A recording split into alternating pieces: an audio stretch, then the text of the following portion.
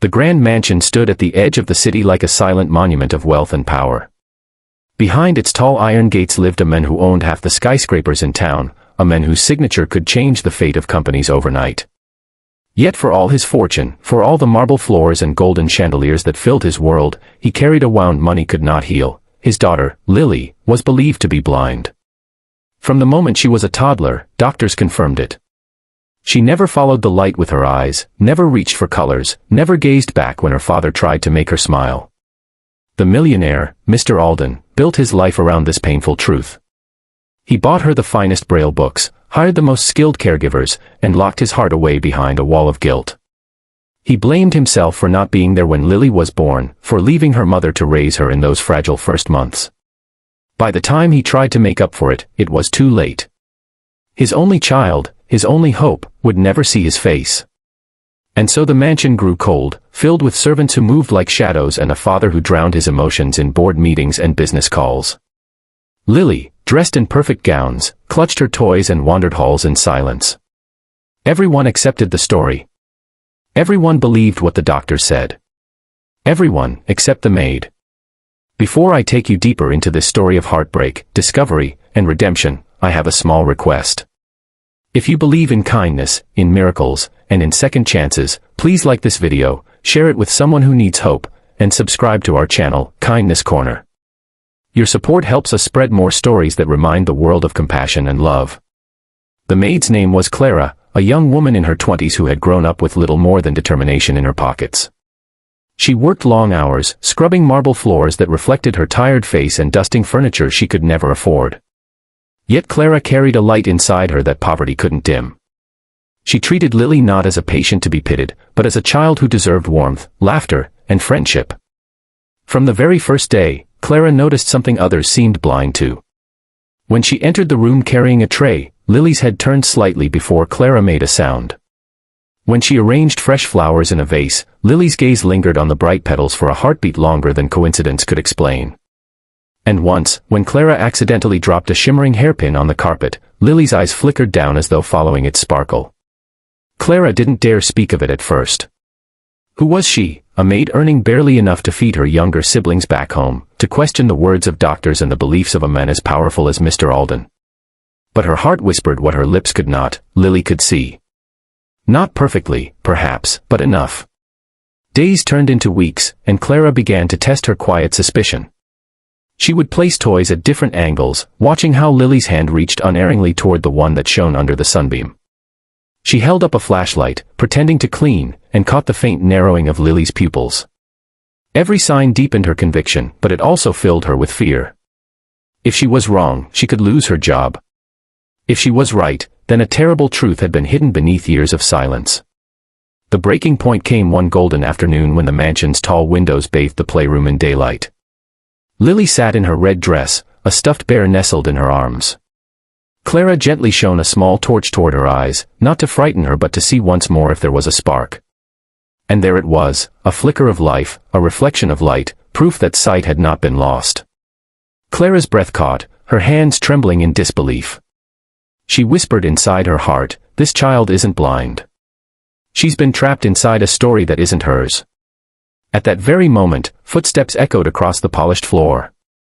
Mr. Alden stood in the doorway, his sharp suit a contrast to his weary eyes. He froze, watching Clara with the torch in hand, Lily's innocent face turned toward the light. A storm of suspicion filled his expression. But what he saw next broke something inside him, Lily's eyes, wide open, alive, glistening, following the beam. The air grew heavy. Clara feared she had ruined everything. But it was Lily who shattered the silence. She smiled faintly and reached out toward the light, her small voice trembling as she said, "It's so bright." Mr. Alden staggered back, his heart pounding. For years he had accepted blindness as fact, carrying the guilt like chains around his soul. To hear those words, to see his daughter respond, was it possible? Could it be true? His knees weakened, and for the first time in his life, the mighty millionaire felt powerless. Clara stood tall, her voice steady though her heart raced. She explained everything she had observed, the subtle movements, the signs everyone else ignored, the tests she had done quietly in the corners of her duties. She confessed her fear of speaking up, but also her certainty that Lily was not blind, only misunderstood. Mr. Alden struggled to absorb it. He remembered the doctors, the endless appointments, the grim faces that delivered verdicts he never dared to question. How could a maid, with no medical training, see what none of them did? And yet, in front of his own eyes, the truth was undeniable. What followed was a whirlwind. Specialists were summoned, not the ones who had dismissed Lily before but new voices willing to look again. Tests were run, lights shone, patterns drawn, and slowly the reality unfolded. Lily suffered from a rare condition that limited her vision but did not take it away entirely. With therapy, patience, and the right treatment, her sight could grow stronger. Mr. Alden wept in private chambers where no one could see him. For years he had believed his daughter lived in darkness, and in his silent sorrow he had distanced himself, afraid to cause her more pain. But all along, she had been waiting for him to notice, to reach out, to believe. And it was not the wealth of empires that gave her a chance at life, but the compassion of a maid who refused to ignore the truth. As weeks turned into months, Lily's progress bloomed like spring after a long winter. She began to notice colors, the blue of her teddy bear, the green of the garden leaves, the gold of sunlight dancing on the floor. Mr. Alden devoted himself to being present, reading picture books with her, guiding her hands as she painted messy rainbows, laughing when she pointed out the sparkle of his cufflinks. But most of all, he could not forget Clara. Her courage had rewritten his daughter's destiny. He offered her riches, promotions, anything she desired. Clara, humble as ever, asked only that Lily be given love and time, the things money could never buy.